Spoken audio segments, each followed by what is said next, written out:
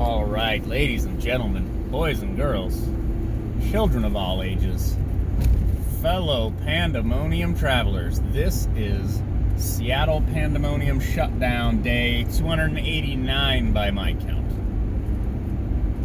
So, what's going on? What's going down? So, let me, again, sort of talk out of my own depth a little bit. So yesterday, stop doing that, idiots.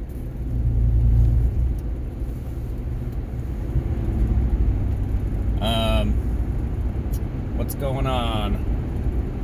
Yesterday, big ol' COVID stimulus bill came through the Senate, and boy, are people hot under the collar. And for understandable reasons. So let me try to address this appropriately. So it's something like this. So Pelosi and I guess Mitch McConnell came to an agreement about the stimulus bill.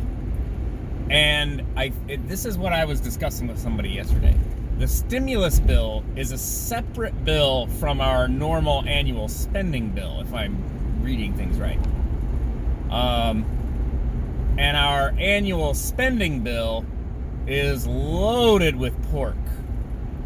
And then you have the stimulus bill for the COVID, which is also trash, but gives Americans $600, and the total spending is in the trillions. I mean, it's trillions of dollars as part of the spending bill and the stimulus. Maybe I'm messing this all up. But the spending bill has earmarked hundreds of millions of dollars for just aid to other countries like Burma. Now, I understand in some capacity in some capacity, some of these countries are probably hopelessly dependent on our foreign aid, and it floods into their economy and keeps them afloat. But you're talking about taking hundreds of millions of dollars and giving it to foreign countries instead of Americans who are going bankrupt, losing their jobs, losing their minds, losing their savings, watching their investments evaporate due to government edicts. And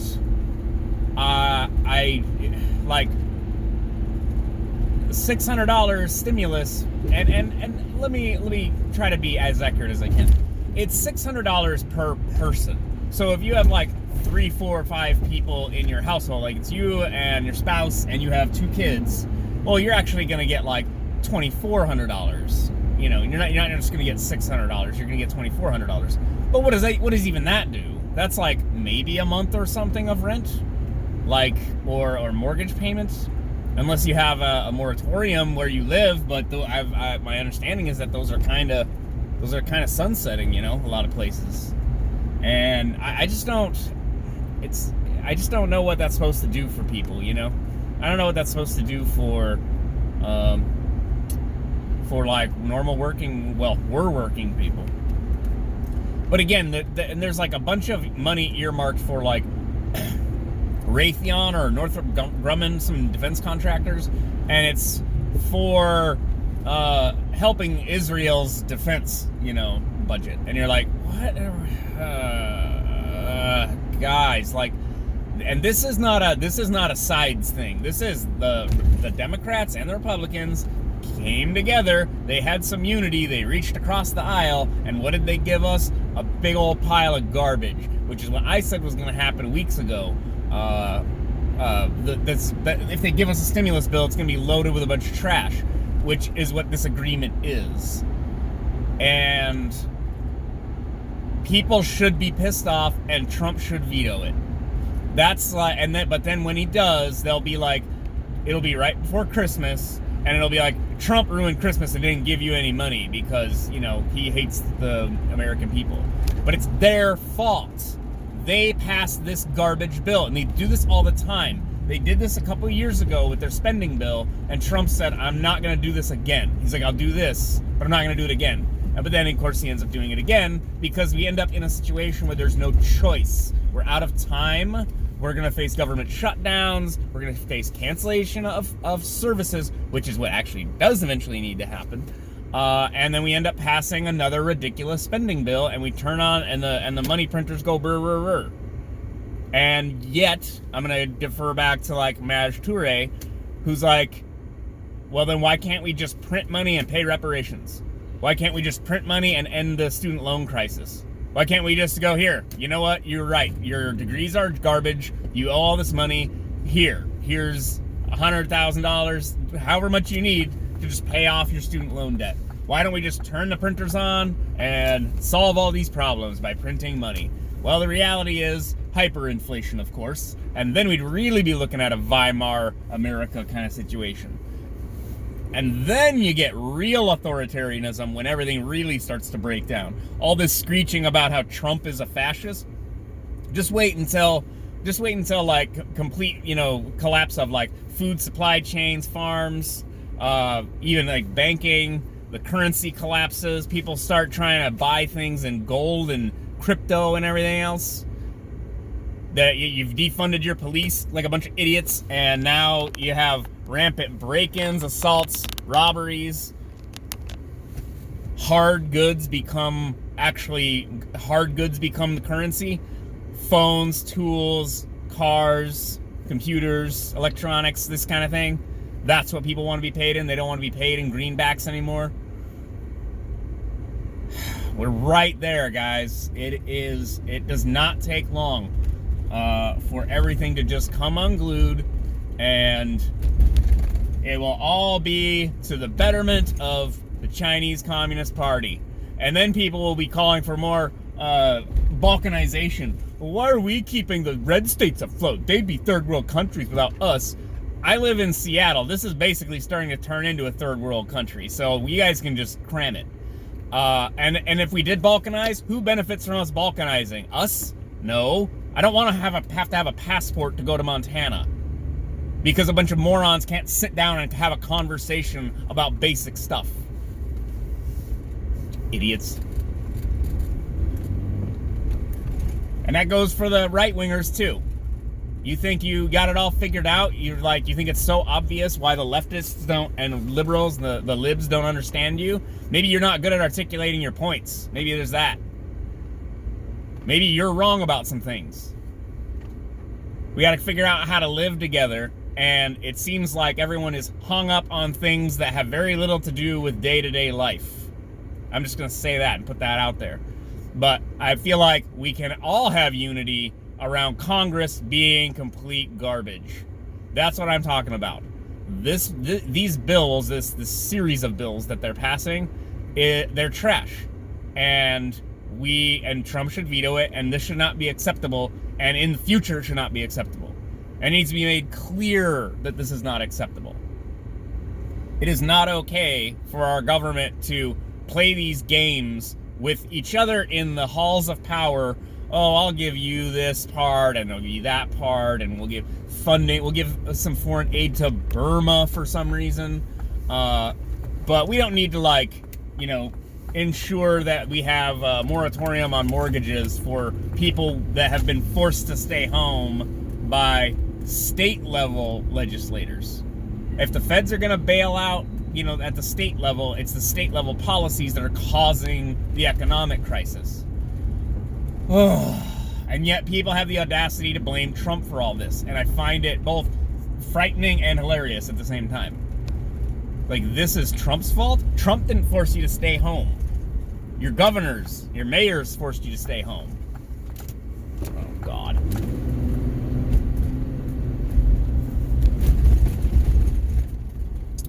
I guess we're going this way today.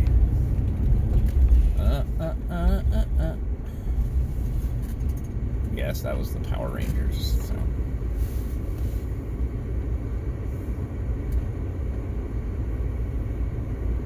Well, I'd say the city's looking like a third world country, but there's like a nice little park kind of plaza thing over here. and there's no tents on it, so there's that.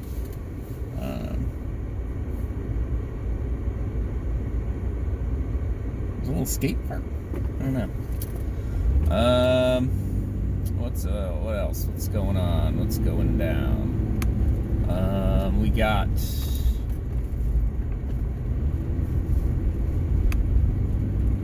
stimulus bill. Congress is stupid, but that's just, that's just a day ending in Y.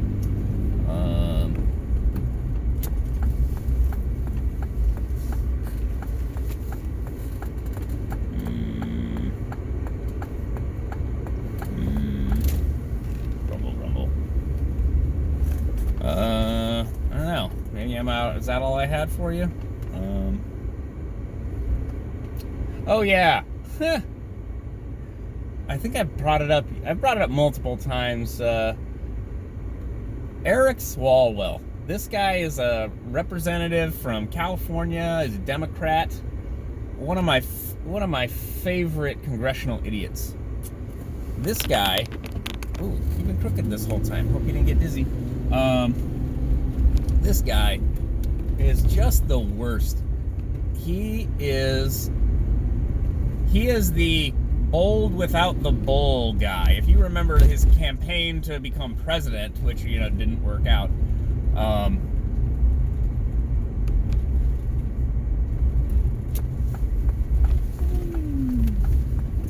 he is on Twitter just projecting like an overhead projector. He's on Twitter constantly tweeting about how Trump is committing treason with his, contesting the election and all this stuff. And this is the guy who was banging Fang Fang, the Chinese spy, and only found out about it after the FBI came to him, and then allegedly he told her, and then she bounced and left the country. So where's Fang Fang? Where's Fang Fang, Eric? You're sitting there talking about treason all day long. What did you know? What did you know about her being a spy? Idiot. And this is this concerning thing about these alleged millions of Chinese spies coming into America, coming into the West. God, I can't just not get that straight.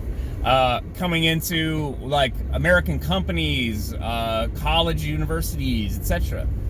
This is like McCarthyism all over again, because if you recall, you got to sort these things out. This is my understanding. McCarthy did nothing wrong. There were communists infiltrating various levels of our government. They were planning to violently overthrow our government and institute a communist regime. That is so. That was happening, and we put a stop to it by investigating people. Now, was it also a witch hunt? Maybe in some instances, but here we go again. Now instead of Soviets, it's CCP, infiltrating our country, and undermining our entire society. It's difficult to really think about how effective they've been. I mean, look at how much chaos is being wrought. Look at every facet of society being strained in such a way that basically men and women don't get along. People of different races hate each other and are paranoid of each other, and in some level despise each other. Different economic classes despise and hate each other. You have people calling for socialism and communism because of the amount of inequality. Look at what's going on. Everything's being torn to pieces, and it's